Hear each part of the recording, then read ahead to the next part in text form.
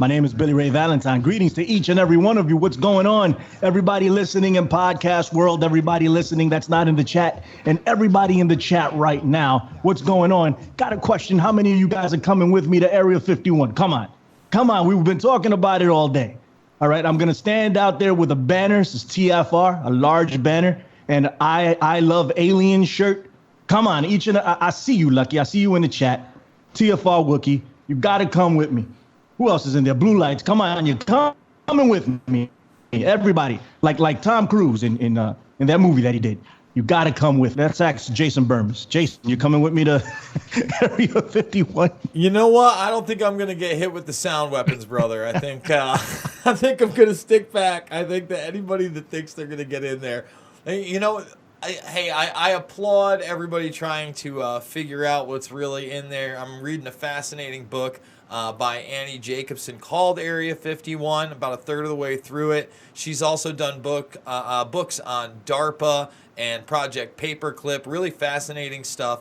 And I really think what you're going to find there is advanced human technology and possibly in the lower levels, human experimentation, some grotesque chimera-esque, genetic-esque, transhuman stuff. That's the reality there. But I really don't know what's the game plan? How are you going to get into those side mountain corridors? I mean, that surface level, I would imagine that underneath, you're talking at least a quarter mile deep. I think that's a pretty conservative statement. This is a project that literally was one of the biggest black ops projects post-World War II that to this day we know little to nothing about, other than the fact that experimental aircraft take off from there. Just my take, sir. Hey, listen, we haven't even thought that far. I'm just going to show up with some burgers and hope that, we can see some aliens get broken out of there. But anyhow, what's going on, everybody? Thank you for joining us here today. I have Jason Bermas here with me. Yes, that guy, Jason Bermas, Loose Change. You remember that groundbreaking film on September 11th that woke up so many people? And I was sharing a story with Jason before we went on the air about my first encounter with him, which he, of course, doesn't remember, but I do because Jason went on to be that guy, right? So I was like, hey, I remember that guy. And I bumped into him on Ground Zero way back in 2005, and now we find ourselves here. And life works in funny ways, man, but I appreciate it. I appreciate the Lord and everything he's done for me. And Jason, man, it's great to see you back. First off, welcome to the Infinite Fringe. Say hello to Truth Frequency Radio. Hey, guys. Thanks for having me, man. I'm having a blast so far. Good, man. Good. So you're back. I mean, I don't know if you ever really went away, but I didn't know where you were. Mm-hmm. You spent some time at InfoWars and then you took off. And I know you spent some time with We Are Change, mm-hmm. but now you're doing your own thing. Mm-hmm. And it's phenomenal, for one. I got to give a big shout to John Brissom, who put me on. He was like, hey, Jason Bermas is back. I'm like, really? Or he just sent me a link or something that you were working on with Epstein, which is we're going to talk about Epstein. We're going to talk about some of the Khashoggi connections and a bunch of other stuff, the left-right paradigm, because I feel it is important right now with Jason. But what are you doing now? What's the plan here? You're doing this full time now? Yeah, man. So, I mean, I guess let's go from the end of my career over at InfoWars. I left after I had put out Invisible Empire and New World Order Defined. At the time, and 9 years later, I think it stands up. It's been out for more than 9 years now, and it's my globalization picture. It's my look at the power elite, the roundtable groups that surround them, and really how there are differing visions of this kind of global governance system. But at the end of the day, it's about the control of the general populace and who's going to do it and how they're going to use technology to it. And, whether it was Hitler's vision or even Samuel Zane Batten's vision before him, we could go over how many prominent people have at least mentioned it. George H.W. Bush basically went on tour with that same, acronym, New World Order. So I was very proud of that. I left. I did another film after that with Shepard Ambellis called Shade the Motion Picture. And that one, although it starts off with the Bilderberg Group, it's really more about geoengineering, bioengineering, and solutions. It's a very different picture from anything I've ever done. It's mainly interviews. So, it's based on not only this documentary work, but Dan Dix, Luke Rudowski, who I'd later work with, of We Are Changes in it, Alex Jones. It's really Jordan Maxwell's in that one. I mean, there's a ton of people in that one. Very proud of that. That came out in 2013, and all that time I was doing kind of side things with Scott Ledger of Dangerous Conversation would have me on once every week or so to speak. So I never really gave it up. But I went to Bilderberg in 2017 because it was in Chantilly, Virginia again. At the time, I was running a bar. I had just stopped working at a tech company. I've done all sorts of things, man. Everything from flipping pizza to heading, video departments at Little League camps to running, college bars. So I end up going down there. Luke, Dan, some others are down there. But it's a real depression, man. I was down there in 2012, and that's what my film Shade the Motion Picture opens up with. And I think it's a really important movie. And I still think the Bilderberg Group is something that needs to be exposed to this day. That is a big part of the power elite, period. And I think we're going to see that more in the months to come, especially in the Iran situation. But it really, put a spark under my ass. And Luke said, hey, do you want to come work for me? And, we started part-time.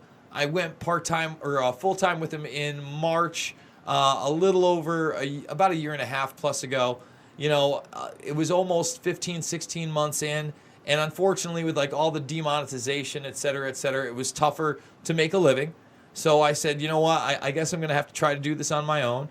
And, through the grace of whatever's out there. And, I'm a pretty agnostic guy. I do believe there's something else out there. I've been doing videos 7 days a week now from my own channel that I resurrected. I had the thing since 2007. I hadn't posted on it since 2012. I started posting part-time, and now we're doing 3 to 7 videos a day, and we're kicking them out. And it's not about left or right. It's always been about right and wrong. And through technology now, man, I've got 4 monitors in front of me. I broadcast in high def. I put the information right in your face. In a lot of ways, I feel this is so superior to what I was doing over at InfoWars when I was the first guy that Alex Jones gave a show to, the Info Warrior. So actually I was able to get that back. And if you want to subscribe, it's youtube.com/InfoWarrior. Well, I for one, am very happy that you're doing it on your own.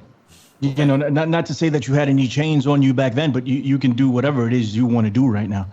And I'm happy to see you back, man. I can honestly say that. Also, you mentioned the Bilderberg Group, right? Mm-hmm. And this is not why I wanted to have you on, but you went there, so let's go there. Mm-hmm. We'll see where this goes. You mentioned the Bilderberg Group, mm-hmm. And I said, I think about 2 weeks ago here on air, that maybe the Bilderberg Group isn't even what it's cracked up to be at this point in time. Just because you remember back in the day that everyone would deny its existence or not even cover it. Mm-hmm. It wasn't even covered. No one ever even, no news organization, CNN, what the Bilderberg Group, what are you talking about? And all of a sudden it got pushed, and in large part by the work of a lot of people, it got pushed out there that they were forced to cover it. But now that we know, right, and they're putting out membership lists and they're putting out agendas so we can know what's going on. Now that we know, maybe they've taken this and run somewhere else. Meaning, not that good that big stuff doesn't go down at Bilderberg, but now I'm looking at this Council for National Policy. Oh, CNP. I mean, listen. Let's say that. Listen, Council for National Policy. You could talk about the Israeli power structure. Absolutely, there too. I mean, you could talk about a lot of these different roundtable groups. But let me tell you why I don't believe that. First of all, Bilderberg this year, other than Charlie Skelton, none of the mainstream media really touched it, but in passing. Now, the year before, I'll give the Daily Mail credit. They did get somebody in on the inside, but they weren't able to hear or observe everything. Now, don't get me wrong. There are a lot of these, presentations where it's kind of like, TED Talks for billionaires, et cetera, but they're all in the same circle.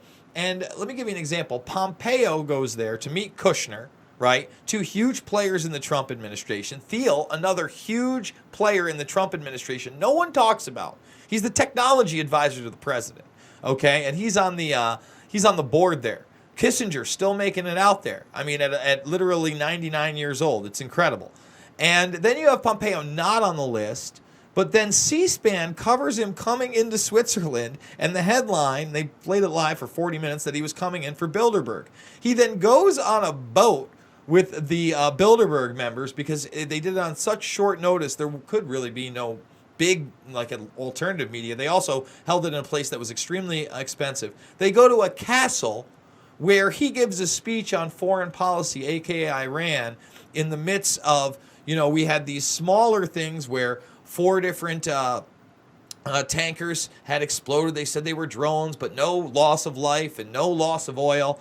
To after Bilderberg, when all of a sudden there's limpet mine attacks, and we've got video of the Iranian Revolutionary Guard, and then drones are being shot down that never got shot down before because they don't get shot down unless we want them to be shot down.